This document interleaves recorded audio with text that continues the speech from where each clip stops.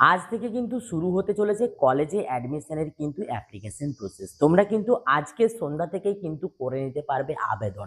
তো এই আবেদন করতে গেলে তোমাদেরকে কি কি কাজ করতে হবে? তোমাদেরকে সর্বপ্রথমে কিন্তু যে এই আবেদনের যে সেন্ট্রালাইজ পোর্টাল, তার কিন্তু অফিসিয়াল ওয়েবসাইটে চলে আসতে হবে। তুমি তোমার মোবাইল থেকেই কিন্তু সমস্ত ডকুমেন্টস রেডি করে অনায়াসে বাড়িতে বসেই কিন্তু ফর্মটা ফিল আপ করতে পারবে। তো এই ফর্মটা ফিল আপ করার পেছনে প্রত্যেকের মনে প্রশ্ন রয়েছে যে দাদা, আমরা একটা পোর্টাল থেকে তো ফর্মটা ফিল আপ করবো, কিন্তু এই একটা পোর্টাল থেকে যখন ফর্ম ফিল আপ করবো, আমরা কি কেবলমাত্র একটা সাবজেক্টের জন্য আবেদন করতে পারবো বা একটা কলেজে কি আবেদন করতে পারবো? এমনটা নয়। তোমরা কিন্তু একের বেশি অর্থাৎ টোটালি 25টা কলেজের জন্য কিন্তু আবেদন করতে পারবে এবং ভিন্ন ভিন্ন সাবজেক্টের জন্য কিন্তু আবেদন করতে পারবে। এটা টোটালটা আমি ডিটেলস তোমাদের সঙ্গে শেয়ার করবো আজকের এই ভিডিওতে। এবং তোমরা কিন্তু অনায়াসে আজকে সন্ধ্যা থেকে কিন্তু এই যে আবেদন প্রক্রিয়া, এই আবেদন প্রক্রিয়া কিন্তু নিজের বাড়িতে বসেই মোবাইল থেকে কিন্তু করে নিতে পারবে। শুধু ডকুমেন্টসগুলো মনে রাখবে যে ডকুমেন্টসগুলোর প্রয়োজন রয়েছে। তো এক্ষেত্রে তোমরা যখন আবেদন করবে, এই আবেদন প্রক্রিয়া যেহেতু এখনো পর্যন্ত 2026-এর জন্য শুরু হয়নি, তো সেহেতু কিন্তু আমি তোমাদেরকে এই মুহূর্তে 2026-এর অ্যাপ্লিকেশন প্রসেসটা দেখাতে না পারলেও তোমাদের একই রকমভাবে কিন্তু 2025ও অ্যাপ্লিকেশন হয়েছে। তো সেই 2025-এর সঙ্গে কিন্তু 2026-এর যে পরিবর্তন, সেটা কিন্তু খুব একটা লক্ষ্য করা যাবে না। তো সেক্ষেত্রে তোমরা কিন্তু 2025টাকে যদি ফলো করো, সেই একই রকমভাবে তোমরা কিন্তু 2026এও অ্যাপ্লাই করতে পারবে। আর এর মধ্যে যদি 2026-এ বড় কোনো পরিবর্তন আসে, সেই বড় পরিবর্তনটা তোমাদের সঙ্গে কিন্তু আমি শেয়ার করব ভিডিওর মাধ্যমে ঠিক সন্ধ্যার পরে।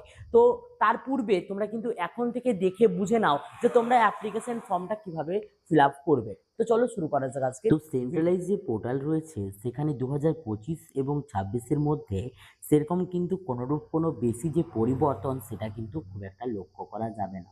তো আমরা কিন্তু তার পূর্বে আজ থেকে যেহেতু ফর্ম ফিল আপ শুরু হবে, আমরা 2025-এর পোর্টালে কীভাবে ফর্মটা ফিল আপ হতো সেটা কিন্তু আমরা দেখে নেব।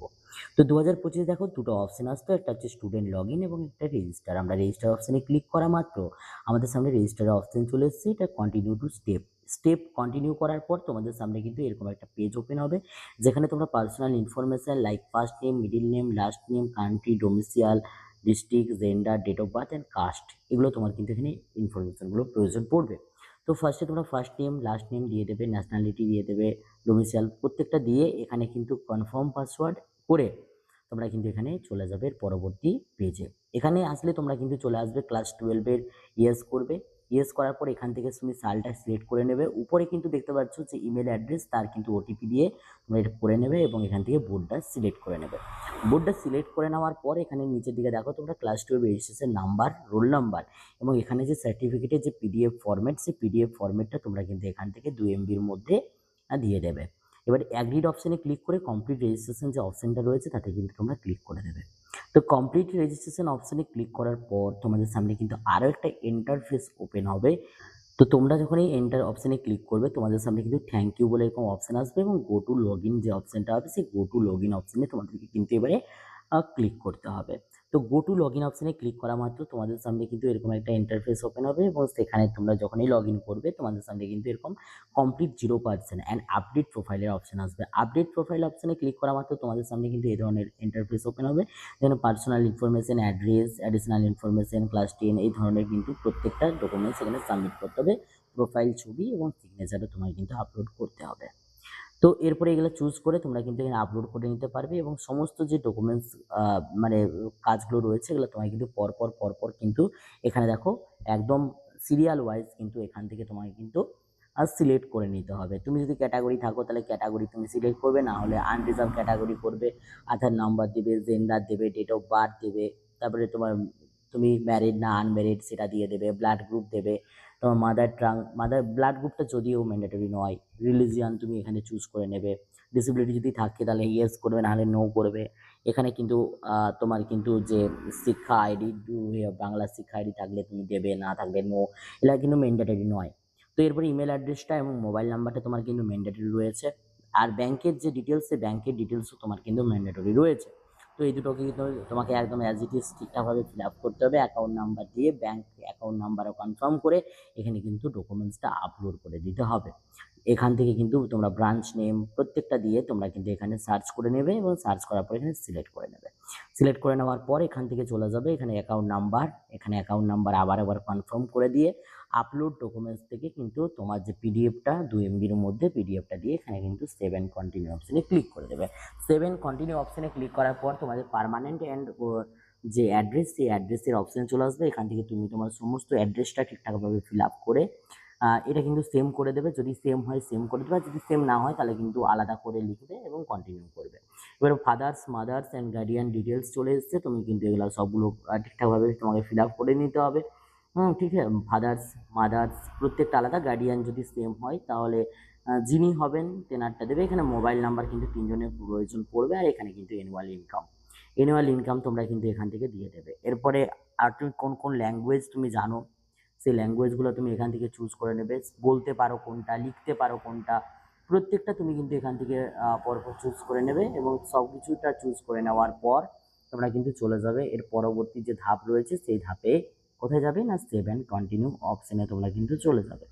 সেভ অ্যান্ড কন্টিনিউ অপশনে চলে যাওয়ার পর তোমাদের সামনে কিন্তু আরও একটা নতুন পেজ ওপেন হবে, যেখানে ক্লাস 10-এর তোমাদের বিভিন্ন ডকুমেন্টসগুলো তোমাকে আপলোড করতে বলা হবে। তো এখানে তোমরা কিন্তু সবার প্রথমে বোর্ড সিলেক্ট করে নেবে, তারপরে তোমার কিন্তু পাসিং ইয়ার, তারপরে হচ্ছে মিডিয়াম, কোন মিডিয়ামে পড়াশোনা করেছো। এবার এখানে তোমরা চলে আসবে কিন্তু রেজিস্ট্রেশন নাম্বার, রোল নাম্বার দিয়ে দেবে। এবারে সাবজেক্ট ওয়াইজ তোমাদের কোন সাবজেক্টে কত নাম্বার ছিল সেই ওয়াইজে তুমি কিন্তু সাবজেক্টগুলো অ্যাড করে করে তোমার সাবজেক্টের নাম্বারগুলো তোমরা কিন্তু পরপর কিন্তু অ্যাড করে নিতে হবে। এবং প্রত্যেকটা সাবজেক্ট তুমি এভাবে অ্যাড করে নেবে। এবং অপশনাল সাবজেক্ট যদি তোমার এটা হয় তাহলে তুমি টিক দেবে, যদি এটা থিওরি অনলি হয় তাহলে তুমি কিন্তু থিওরি অনলিতে এটা ক্লিক করবে। ওকে।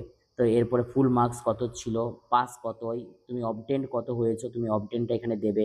তারপরে প্র্যাকটিক্যাল কত নাম্বারের ছিল, তার মধ্যে তুমি কত পেলে পাস এবং তুমি কত পেয়েছো, এরপরে কিন্তু পার্সেন্টেজটা ওদের আপনি কিন্তু ওখানে চলে আসবে। এভাবে তুমি তোমার মাধ্যমিকের যে 7টা সাবজেক্ট রয়েছে সেই 7টা সাবজেক্টের তোমরা কিন্তু নাম্বারটা পরপর কিন্তু এখানে দিয়ে দেবে। পরপর দিয়ে দেওয়ার পর সেভ অ্যান্ড কন্টিনিউ অপশনে তোমরা কিন্তু ক্লিক করবে।